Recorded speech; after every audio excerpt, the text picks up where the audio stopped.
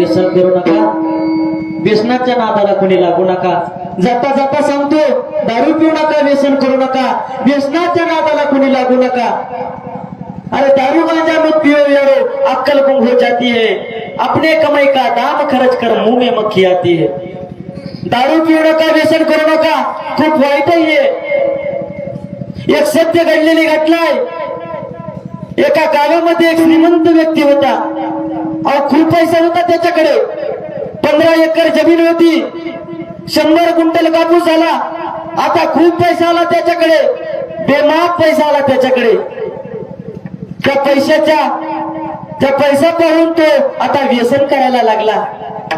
तो व्यसन करायला लागला, व्यसनाच्या नादामध्ये त्याने आपली 5 एकर जमीन विकली, 10 एकर जमीन विकली, 15 एकर जमीन विकून तो श्रीमंत व्यक्ती मोकळा झाला। आता तो दारिद्र्य झाला। त्या व्यसनाच्या नादानं खूप वाटवळ झालं त्याचं। आता त्याच्या घरी जायचा, दादा मला दारू प्यायची, 10 रुपये द्या, मला 5 रुपये द्या। भीक मागायला लागला, वेळ लागला त्याला त्या दारूच्या पायी। त्याच्या घरी जायचा, इकडे तिकडे पाहायचा, 2 रुपये 3 रुपये असं कुणालाही मागायचा। लहान लहान मुलं होते, छोटे मुलं होती, पण याला त्या दारूच्या पायी कुणाचाच विचार केला नाही। वेळ लागला याला, कोणालाही पैसे मागायचा, काही करायचा। सगळं गाव त्या श्रीमंत व्यक्तीला कंटाळलं, त्याला सर्व लोक त्याला कंटाळले।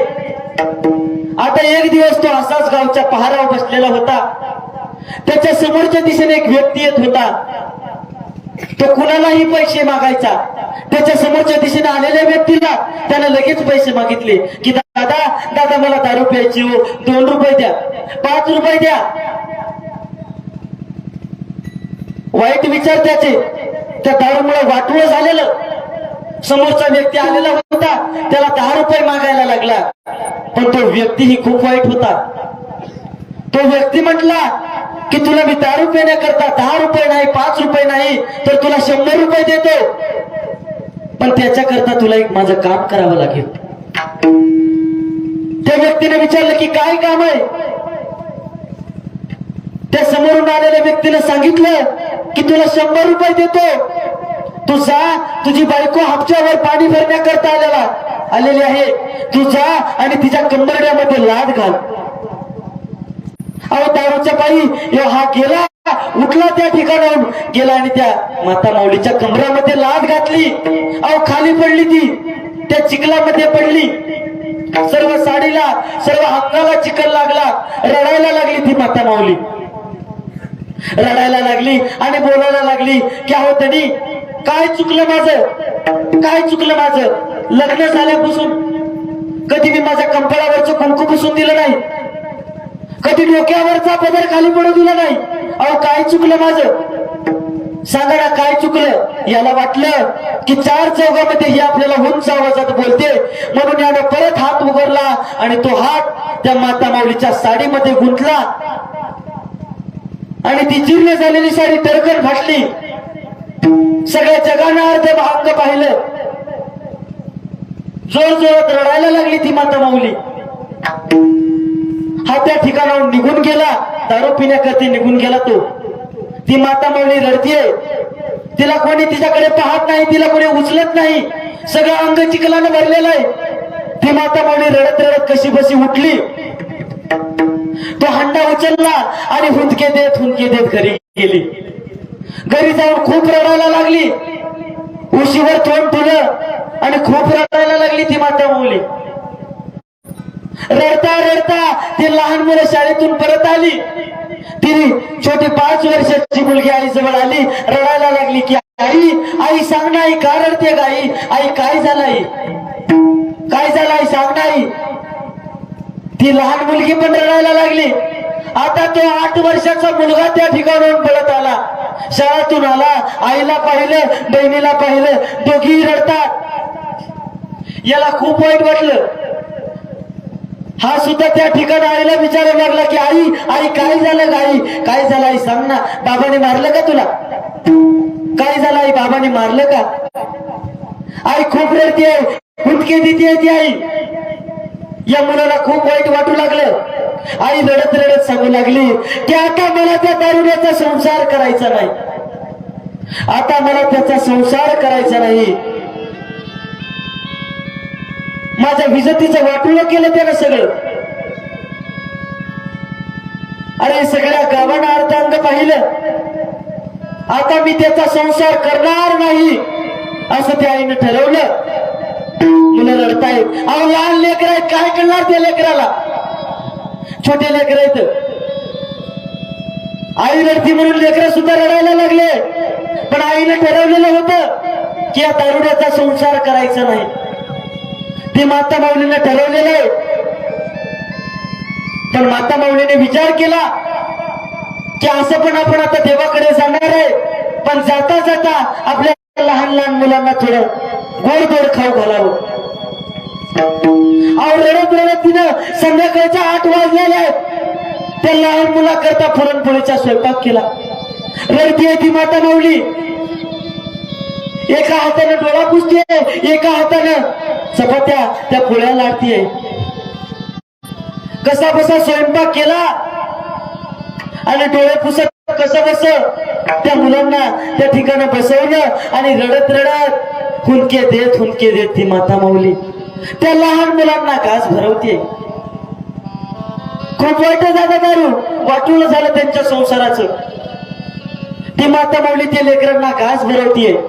लेकराला काय करणार हो, लहान लेकर आहेत.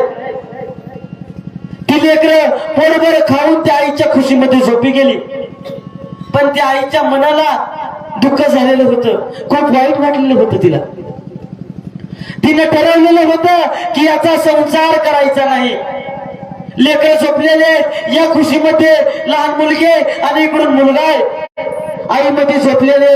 पण आईने ठरवलेलं आहे संध्याकाळच्या 12 वाजल्या की अंधार पडलेला आहे, रातकिऱ्यांचा आवाज आहे. त्या अंधारामध्ये ती माता माऊली अंधारामध्ये घरामधून बाहेर पडली आणि तिने स्वतःची प्राण ज्योत त्या भगवान परमात्म्यामध्ये विलीन केली. अहो खूप वाईट ही दारू. ती लहान मुलं सकाळी उठली, लहान मुलं सकाळी उठली तर रडतायत. लहान मुलं रडतायत, इकडे तिकडे पाहतायत. ती मुलगी उठली, परत आई जवळ घेतली, आई जवळ गेली, आईला हलवायला लागली. आई उठलं का आई? आई उठना. आई काय झालं का आई? काय झालं आई? उठना. आपली छोटी बहीण रडते, ओरडते, रडते म्हणून तो लहान मुलगा तिचा थोडा मोठा भाऊ उठला आणि तो सुद्धा त्या ठिकाणी जाऊन रडायला लागला. त्या आईला हलवू लागला की आई उठ नाही. काय झालं गाई? काय झालं आई? गाई आई तुला काय झालं? तो मुलगा रडायला लागला की आई नाराज आहेस का आमच्यावर? आई काय झालं? त्या लहान लेकरांचा आवाज ऐकून शेजारची काकू धावत आली. पाहते लेकरं ओरडतात. तो मुलगा म्हणतो आई आई उठला ग. कशाला गेली आई तू स्वर्गाला?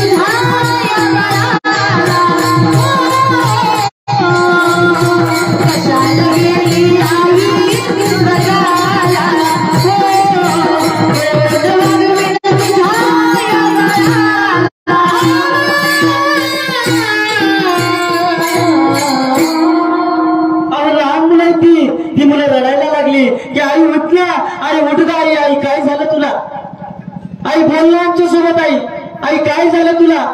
तो मुलगा बोलतोय की आई रोज सगळे उठलेले असायचे, सगळ्यात आधी तू उठलेले असायचे आणि आम्ही झोपलेलो असायचो ताई. आई उठ ना ग आई, काय झालं आई. त्या काकूला कळून चुकलं होतं. त्या काकून सर्व पाहुणे बंद सर्वांना बोलवलं. ते लहान मुलं त्यांना काय करणार आहे, काय करणार त्या लहान मुलांना. 5 वर्षाची मुलगी आहे, 8 वर्षाचा मुलगा आहे, काय करणार, काय करणार त्या लहान मुलांना. सर्व पाहुणे रावळे जमा झाले, त्या ठिकाणी सर्वजण गोळा झाले. त्या आईची अंत्ययात्रा काढण्यात आली. उचललं त्या आईला, स्मशान घाटावर नेलं. त्या मुलांना अग्निडाग दिला. अहो रडतायत होती लहान मुलं, खूप रडतायत. त्या दुःखामध्ये रडत रडत कसा 1 महिना गेला, कसे 2 महिने गेले, त्या मुलांना कळाले नाही. त्या लेकरांची शाळा बंद झाली, त्या लेकरांची खायची पंचायत हो, खूप वाईट झालं. त्या बाप सुद्धा त्या ठिकाणी दारू पिऊन कुठे हिंडून वेडा झाला आणि तो सुद्धा कुठं त्या ठिकाणी मृत्यू पावला, कुणालाच कळालं नाही. बाप नाही, आई नाही. अहो 2 लेकर, 8 वर्षाचा मुलगा, 5 वर्षाची मुलगी. अहो काय करणार आहे तो लेकर, काय करणार आहेत लेकर. 1 महिना झाला, 2 महिने झाले, 3 महिने झाले, 4 महिने झाले. बघता बघता गावचा पोळा जवळ आला. गावच्या पोळाजवळ आला. ते लेकर ह्याच्या त्याच्या घरी जायचे, तुकडे मागायचे. तो मुलगा मागून आणायचा आणि त्या लहान चिमुकलीला खाऊ घालायचं. 5 वर्षाची मुलगी हो, आणि दुधाचे दात पडलेले नव्हते तिचे. अहो खूप छोटी मुलगी, सारखी रडायची, आई आई सारखी रडायची ती मुलगी. तिचा थोडा 8 वर्षाचा तो भाऊ होता. तो तिला कसं समजवायचा, पण त्याला तरी काय कळतंय हो.